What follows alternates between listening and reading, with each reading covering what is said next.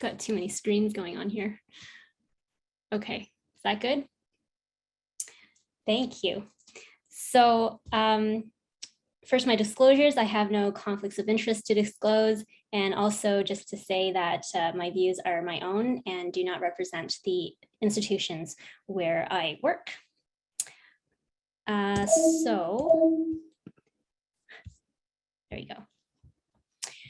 So I'd just like to give an overview of where my talk is going to go. Thank you, Zoe, for that introduction. I'd just like to provide a cursory overview of the evolution of MAiD in Canada and just become aware of some of the consequences and ramifications of allowing MAiD for mental illness as a sole eligibility criteria with the advent of Bill C7 that was passed last year in March.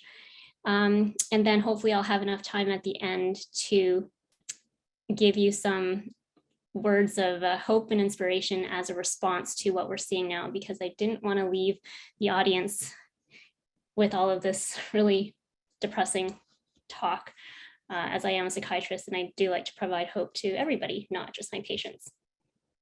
So just some questions for self-reflection. I'm not going to answer these directly, but I just want you to think about these as we go along. What kind of society do we wish to build? Does the state have a duty to protect the vulnerable through the use of laws? And if yes, how do we determine when those protections are no longer needed? How do we value our life and the lives of others? How do we distinguish between lives worth saving through suicide prevention and those we would offer suicide facilitation? So this is a graphic that illustrates the progression that Canadian society has experienced since 1972 when suicide was decriminalized. In red, you will see the Supreme Court cases, Rodriguez in the early 1990s, and then the Carver case in 2015.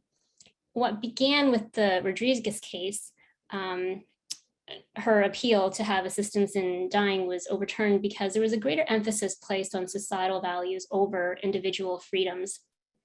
And as we progressed through time, there seemed to be a shift in the balance where individual rights took more of a precedence over societal rights.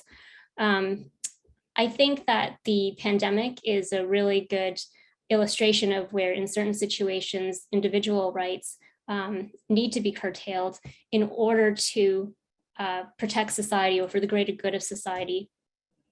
So that is something to keep in mind.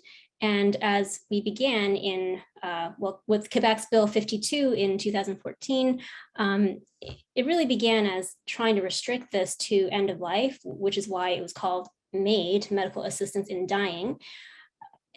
And then now you're seeing it gradually expanding with the Truchon Gladue case. And then now you're going to expand it further to, well, I'm going to say it's medically assisted death, because it's no longer for people who are dying. And then 2023, we have this date for when it's going to be expanded to the mentally ill as well. And so we're seeing this shift from initially escaping from a painful death to an escape from a painful life. The subsequent implications of the 2015 Carter decision at the Supreme Court, because that it focused on individual freedoms, what it did is it essentially removed state protection from a group of defined people that society deemed was not requiring that protection. And so essentially what the state and society has agreed is that the lives of these people in this defined category are no longer worth living, and it's this is being state sanctioned. And now we're finding ourselves offering suicide facilitation instead of suicide prevention to these people. So you can think of any number of isms, ableism, ageism, racism, sexism, that may place vulnerable individuals at risk for choosing an assisted death if this option is made available to them, when they otherwise would not have chosen it, but now would, simply because it is legal. So practical considerations for MAiD in mental illness. Consider that 1 in 5 Canadians suffers from mental illness in any given year. One of the many manifestations of mental illness is the experience of having suicidal thoughts. Allowing MAiD for mental illness as the sole underlying illness undermines efforts to provide appropriate psychiatric care, as Dr. Maher has been saying. And suicide prevention involves restricting access to lethal means. Medically assisted death does the opposite. Furthermore, there is no right per se to commit suicide. If there were, it would entail a duty not to treat these individuals who have attempted suicide, but this is not the case. Boudreau and Somerville had written in 2014, psychiatrists who fail to take reasonable care that their patients do not commit suicide, including by failing to order their involuntary hospitalization to prevent them from committing suicide, when a reasonably careful psychiatrist would not have failed to do so, can be liable for medical malpractice, unprofessional conduct, and even in extreme cases, criminal negligence. And shortly after the Carter case, or after Parliament voted on Bill C-14 and this became legal, the Quebec College of Physicians actually issued a bulletin in 2016 to remind physicians in the emergency department that they still had a duty to save the lives of people who presented after an overdose or a suicide attempt. So it seems like this change in the law had confused doctors about what their role should be. This is what happens when you mess around with laws that are there to protect people. The issue of predicting irremediability. What is the definition of irremediable? Does that mean not curable? Well, we know that even in chronic conditions, the suffering associated with it may not necessarily be irremediable.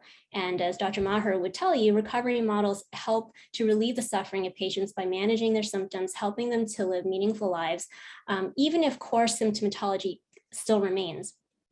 What is the consequence of this? People who would otherwise have recovered with decades of life to live will have been wrongly put to death on the false determination of irremediability.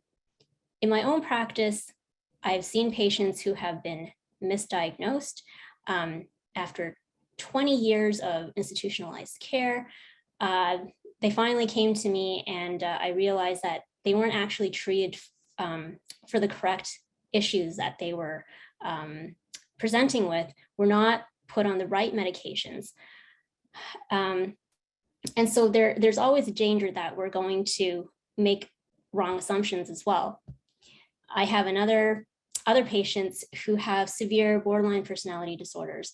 And in this disorder, you have a lot of chronic suicidal ideation, suicidal gestures and behaviors, and suicide attempts.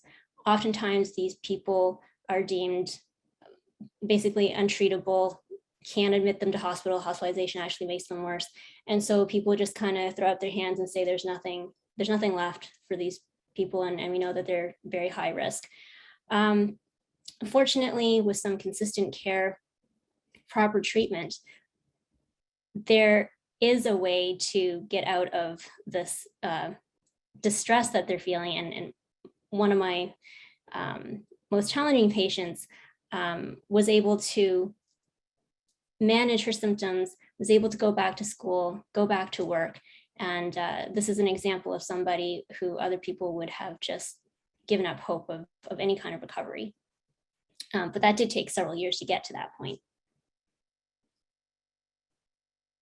As Dr. Maher had pointed out before, there is no consensus on the ability to predict irremediability. There were a number of reports that came out recently. Council of Canadian Academies came out with their report in 2018. So I've listed a number who all came to the conclusion that you can't. There's a group called the Halifax group that felt that you could. This is what they said in terms of the Halifax group. They said in specific cases, the eligibility criteria of enduring intolerable and irremediable suffering and advanced and irreversible decline in capability could be met.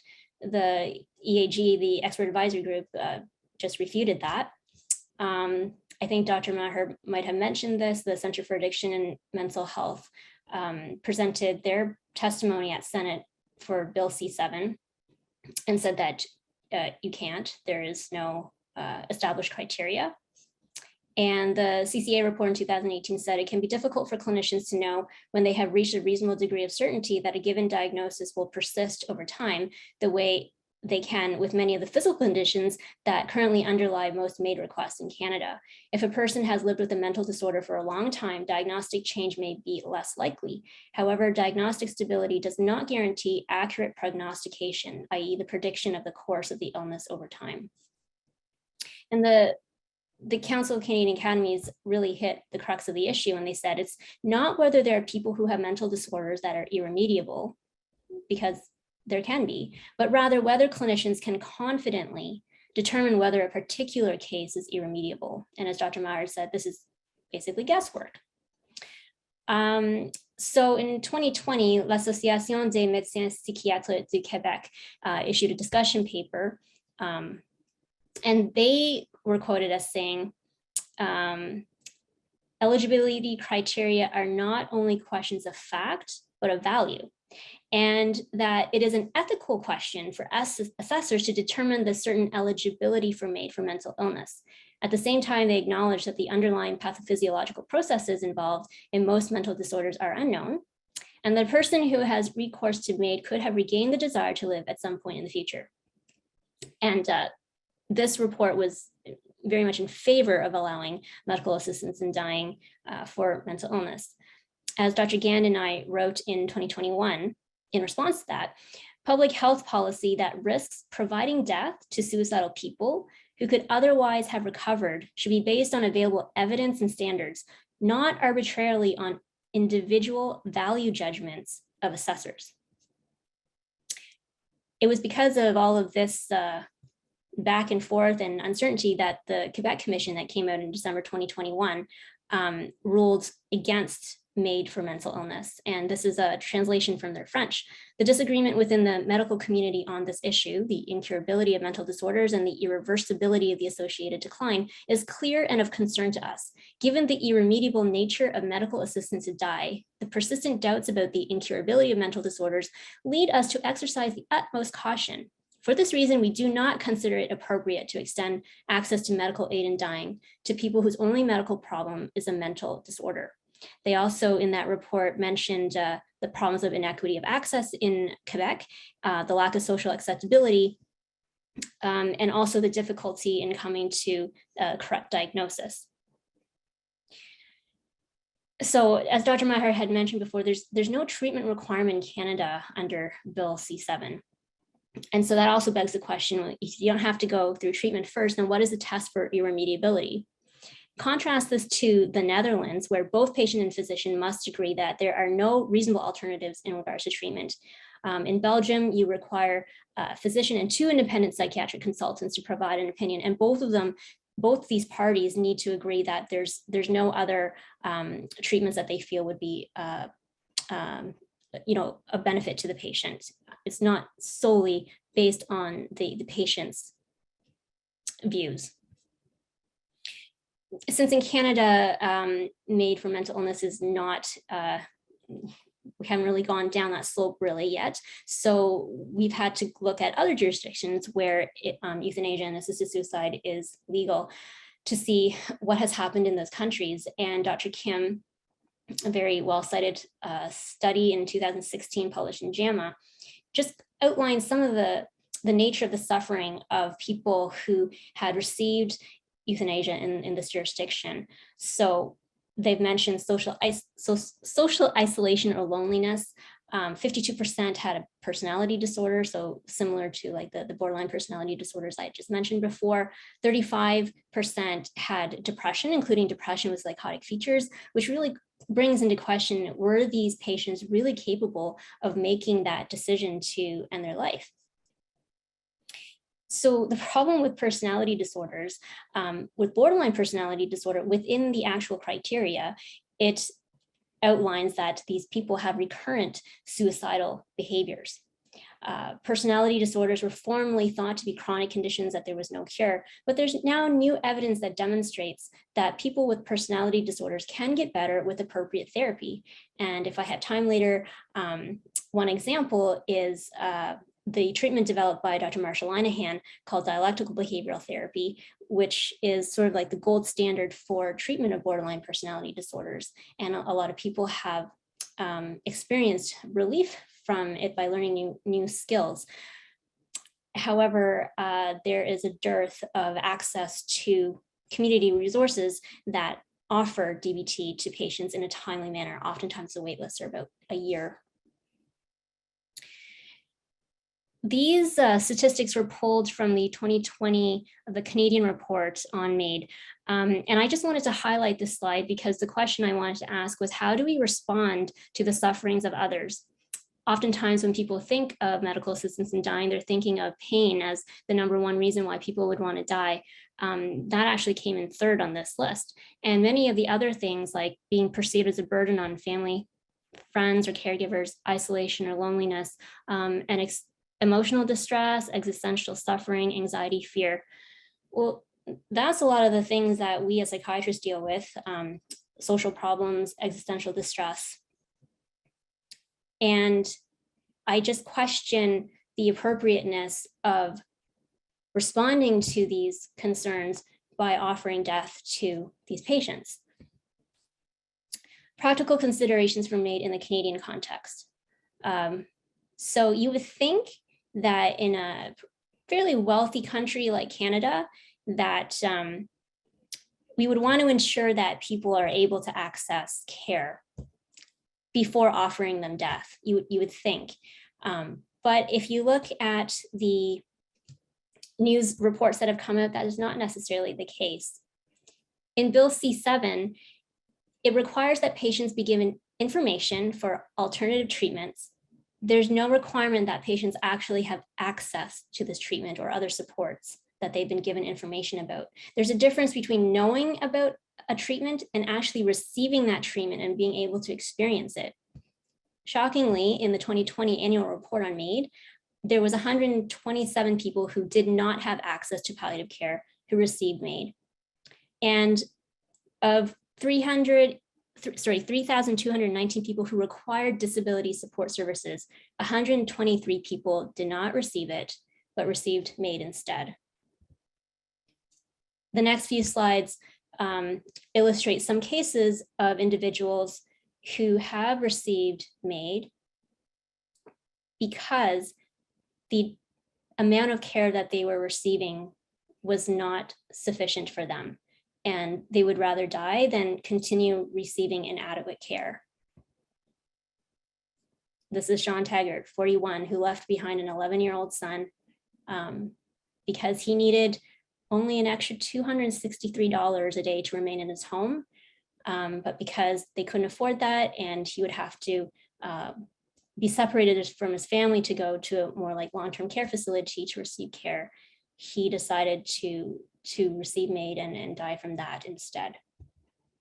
Raymond Bourbonnais had clearly said that it was his living conditions that led him to choosing MAiD. It was not the underlying medical condition which had qualified him for MAiD. Roger Foley is still with us, I believe, but he has gone to the media because someone at the hospital had offered him MAiD, even though he has been advocating to try to get the home supports that he needs in order to live a life with dignity, but instead is offered the choice of an assisted death.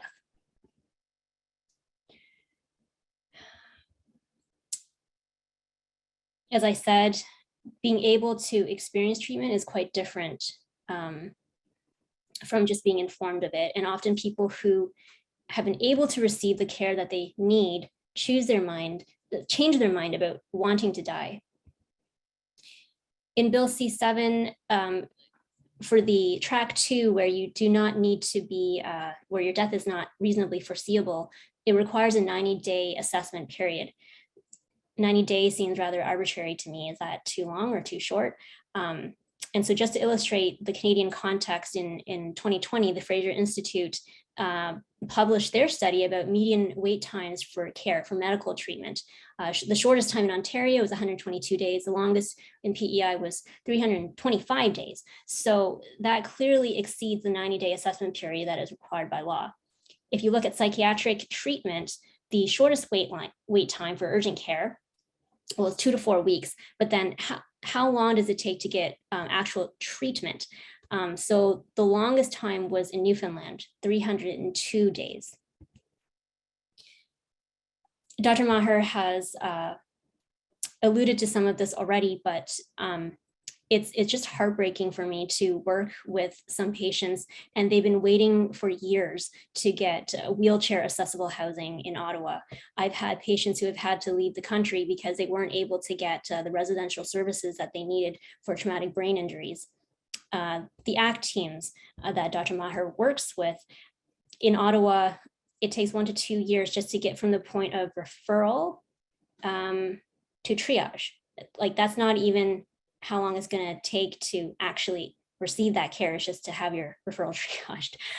And then there's an inability to afford psychotherapy treatment. So the most severe cases that we see who have actually attempted suicide, in the last 6 months, they're screened out because they're actually too sort of risky to take on for a lot of the community psychiatrists. And then, as I mentioned, dialectical behavioral therapy, which is the treatment of choice for borderline personality disorder, the wait times can be up to 1 year in Ottawa. So some considerations specific to mental illness that people need to realize. Patients who are under stress have a tendency to choose their preferred means of coping. And so if you think of addictions, it takes a lot more effort to engage in rehab therapy than just to continue using. So for a lot of my patients where the thought of suicide for them is an escape option, their attention is going to turn to suicide as an option to their suffering, rather than turning to recovery, which is harder work. So the question is, will it be easier for physicians to acquiesce to their patients' request for death, rather than persevere in the task of helping these patients to treat, rather than persevering the task of helping these difficult to treat patients to find ways to relieve their suffering? And then an additional dynamic in psychiatric care is the issues of transference and countertransference, how patients sometimes make us feel towards them. And it can be very easy to start to collude with the patient's own sense of hopelessness and despair. And I wonder how many physicians would want to offer medical assistance in dying or suicide as an option just to relieve their own sense of helplessness in the face of a lot of suffering in their patients. And then it places physicians in a double bind. So physicians are faced with the simultaneous pressure from their patients to approve their MAiD requests, and at the same time threaten suicide if that request is not granted. Again, provider factors there's differences in provider expertise. And Dr. Valerie Tourgeman, who is the medical chief of the Anxiety and Mood Disorders program at the Institut Université en Santé de Montréal, stated in 2017 at the CPA conference that she routinely sees patients referred for electroconvulsive therapy as a treatment of last resort, when in actual fact, they had not adequately tried other effective treatment modalities. So you only need to have a case where a patient is seen by a physician who has less expertise in a certain area, and they could be wrongfully sort of shepherded towards death when there might have been other treatments that could have been effective. They just were not aware of it. So in the last, give me 5 minutes, I'm going to continue on with my words of hope. Finding meaning in life. And why is this important? Because depression, hopelessness, and loss of meaning are associated with poor survival, high rates of suicide, suicidal ideation, desire for hastened death. Hopelessness and loss of meaning predict desire for death independently of depression. Conversely, a high degree of meaning corresponds with a higher satisfaction with quality of life and better tolerance of physical symptoms.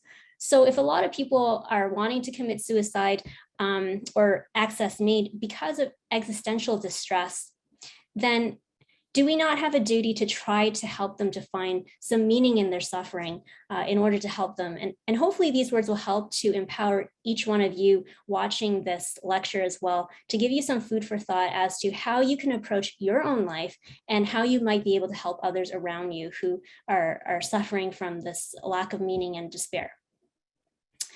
You can't talk about existential distress without bringing up the name of Viktor Frankl, who was a neurologist and psychiatrist who during the Second World War had actually survived a concentration camp, had suffered a lot lost his entire family in the concentration camp, but found within himself a reason for continuing.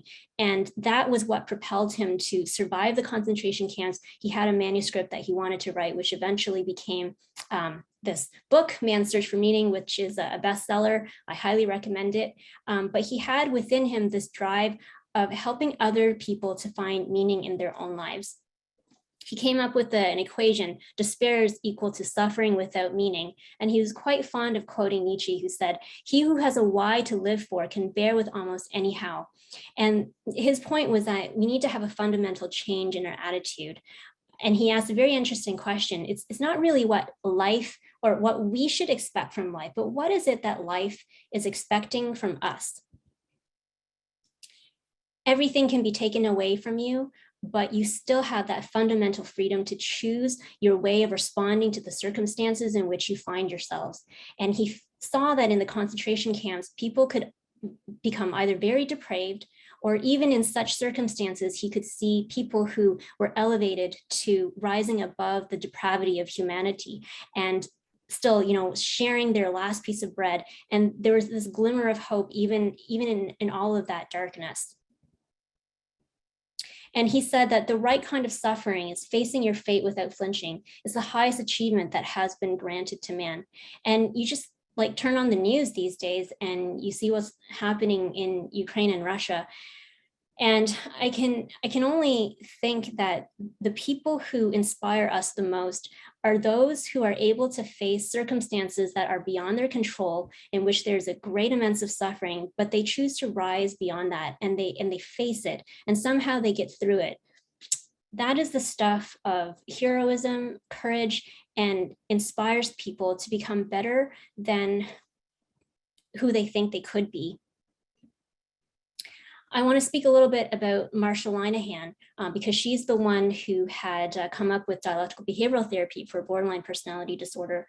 And she actually came up with her own story a few years ago in the New York Times and shared her own story, how she had actually lived through her own hell. And it was because of that experience that she came out of it, so that she could help other people get out of their hell as well.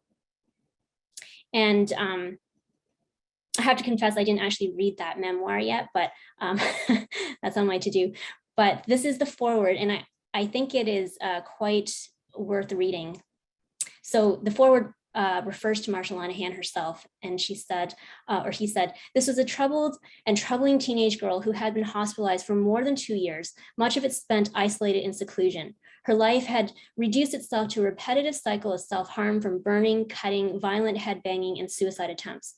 High doses of every conceivable medication, alone and in combination, and multiple trials of shock treatment had no effect. Psychotherapy appeared impossible because the girl was so bitterly angry and mistrustful. Her hospital record revealed how much helplessness, desperation, frustration, and anger she provoked in the staff. She was described as the most incurable patient they had ever seen and was unceremoniously discharged uncured. But things worked out quite differently than anyone might have expected. The chaotic young girl matured into a highly successful woman, became a psychotherapist and therapy researcher, and went on to invent a remarkable behavioral therapy that has helped hundreds of thousands of people all over the world. She was, of course, Marsha Linehan. Marsha found a way out of her own personal hell that allowed her to lead others out of theirs. She developed practical ways of taming her own self-destructive and provocative behaviors that could easily be learned and widely taught. There's always hope. Seemingly incurable people routinely get cured. Marsha has walked the walk. She has lived it, not just talked it. This is an inspiration for patients and therapists never to give up, even when the future looks unrelievedly bleak and giving up seems the only remaining option." And then I also put in Kay Redfield Jamieson as somebody who suffers from bipolar herself and shared her memoirs of living with that illness, the suicide attempts, the manic highs and the depressive lows. And she is now a very well-known writer and expert on manic depressive disorder herself. And then looking closer to home in Canada, we're all familiar with Terry Fox and how he turned adversity into something that has inspired Canadians to raise money for cancer research. And then closer to home, near where I live, Ottawa, Jonathan Petrie, who became a model of inspiration and ambassador for people who suffer from epidermolysis bullosa, a very rare genetic condition that causes the skin to become very fragile. It's a very painful condition. But what struck me in his testimony was how he would have the courage to face each day. And he said, that strength comes from the people around me because they do believe in me, that I can get through it. And he knew that he wasn't alone anymore when he went to a conference. And I think that really speaks to the power that your life can have in the life of another. And as human beings, we are relational people. And I think it's always important to know that your life has a meaning and a purpose, whether you are the patient lying in bed who can teach that doctor better bedside manners, or to have this lesson to teach those who are caring for you, or whether you are the health professionals providing care to your patients. Your presence in another person's life can mean the difference between life and death. And I just really want everybody to remember that you don't need to be a doctor to know how to care for people. Anybody can be a healing presence in another person's life. And I really just challenge you to go out and be that light for other people, because what you say, what you do can mean a world of difference to one person, and you may never even be aware of that influence. So I think I'll end with this quote. If you learn from your suffering and really come to understand the lesson you were taught, you might be able to help someone else who's now in the phase you may have just completed.